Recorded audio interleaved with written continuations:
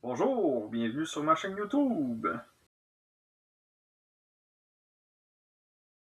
Aujourd'hui, je vais expliquer comment contrer certaines failles de sécurité qui sont apparues et répertoriées pour Linux 24.04 et antérieur, déterminent que le premier niveau d'exécution, système D, contient un trou de sécurité qui permettrait d'avoir accès au service système au niveau root, pour ceux qui connaissent, ou administration, quand même assez facilement à partir d'un compte usager standard, que ce soit par un accès distant ou un accès local. Et ce que ça fait après ça, ben, comme vous savez, dans le fond, on peut contrôler à peu près tout pour arriver à une perte de données, une perte de système, ou une perte d'efficacité, ou une perte de confidentialité. Donc, c'est des choses, dans le fond, qu'il faut quand même faire attention, puis corriger quand c'est demandé. Merci beaucoup. Donc, je vous explique ça tout de suite. Donc, si je vais dans le terminal, on pourrait dire qu'on veut la version de système D.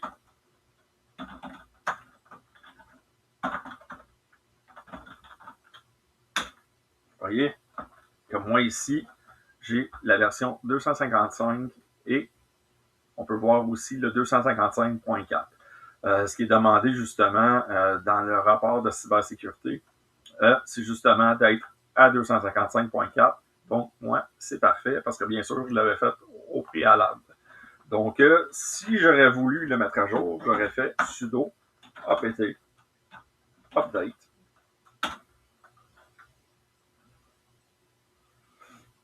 sudo qui donne les rôles d'administrateur pour pouvoir mettre à jour le système, bien sûr. Là, on est allé chercher les métadonnées de mise à jour. On me dit dans le fond que tout est mis à jour déjà, mais si j'aurais voulu mettre à jour systemd directement, j'aurais écrit upgrade systemd. Désolé.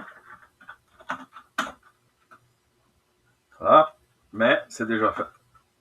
Donc, encore une fois, pour voir la version de systemd, sudo systemd, espace version, et ça nous retourne à l'écran le 255.4 demandé dans le rapport de cybersécurité qui demande de mettre à jour systemd.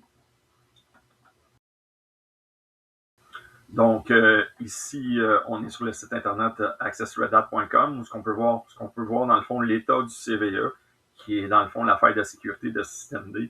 Dans le fond, on nous dit que justement à 249 et avant, dans le fond, la communication IPC causait comme des risques de pouvoir justement se connecter, demander une élévation à travers tout ça pour tomber super utilisateur, puis justement un risque de perte d'informations, de partage, de trafic, des trucs comme ça. Puis ensuite de ça, ben c'est ça. Il montre aussi dans le fond, c'est ça, c'est quoi le problème, puis comment le corriger. Ce qui est à dire, c'est de mettre à jour, dans le fond. Si vous êtes en bas de 250, le mettre à jour plus haut. Comme moi, dans le fond, on a vu que c'était à 255. Ben ici, dans le fond, il disait que c'était les versions 249 et plus bas.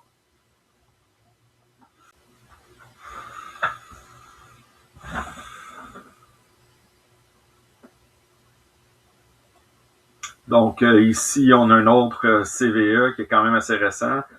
C'est le CVE 2026-3888. Lui, dans le fond, ce qu'il explique, c'est que justement, il y a un problème aussi avec Snap.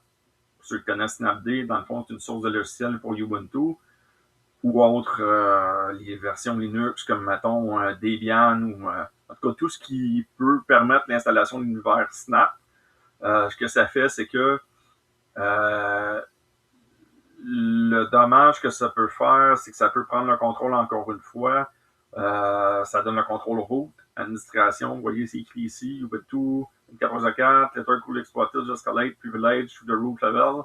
Ça veut dire, dans le fond, que la personne qui sait comment faire ça, réussit à se connecter sur votre poste de travail ou sur votre serveur, peut avoir, dans le fond, les privilèges d'administration pour aller faire du dommage ou installer des payloads, installer, dans le fond, des armes qui transmettent des informations, comme par exemple des mots de passe ou des données critiques d'entreprise, ou même peut-être forcer une panne informatique ou une panne de serveur.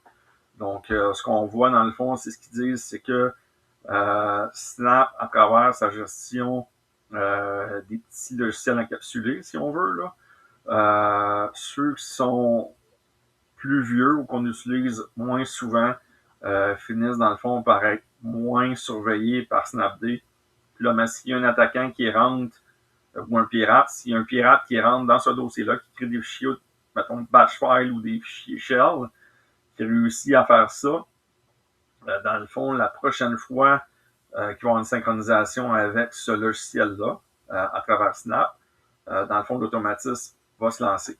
C'est bien fait. Encore une fois, ça peut faire beaucoup de dommages, comme par exemple transmettre de l'information, paralyser un réseau informatique, transmettre des mots de passe, nuire aussi au trafic ou à la bande passante. Donc, c'est assez important de corriger ces situations-là. Donc, en gros, il faut utiliser Snap. Donc, c'est ça. Donc, encore une fois, c'est une question de version. Fait que si je voudrais connaître la version de Snap, je pourrais y aller comme ça, écrire Snap version. Ça me sort dans le fond que c'est Snap version 2.75.2 Ubuntu 24.04. Même chose pour Snapd, la version, la série, puis le niveau du noyau, la version de noyau. Encore une fois, dans le fond, l'avertissement de faille de sécurité disait que ça concernait surtout les snaps les plus vieux, qu'on se sert à peu près pas. Donc, c'est important de les éliminer. Si je voudrais voir ma liste de snaps, je pourrais faire ça comme ça. Puis vous voyez, dans le fond, pour faire un exemple, je pourrais prendre, mettons, qu'est-ce que je pourrais effacer, là? Je pourrais prendre, mettons, Chromium, qui est mon navigateur web, mais que j'utilise aussi Firefox. Pour dire de niaiserie, non. C'est pas une bonne idée. Je vais effacer KDN Live. Ouais. Fait que là, je ferai remove KDN Live. Vous voyez, il me demande mon mot de passe, ce que je rentre tout de suite, et ça va être effacé.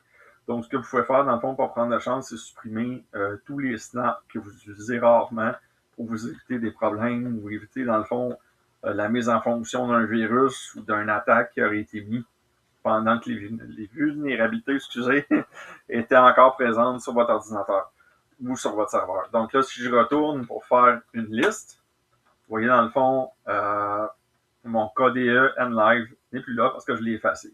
Là, ben, si maintenant je voudrais le réinstaller, ben là, à la place de remove, ça serait install. Et là, normalement, ça devrait s'installer. C'est ça.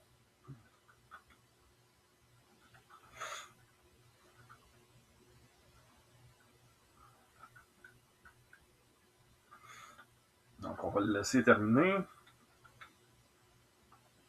Encore une fois, petit rappel, si jamais vous voulez voir, dans le fond, s'il y aurait eu des tentatives d'accès sur votre poste de travail Ubuntu, sur votre serveur, vous pouvez écrire ici password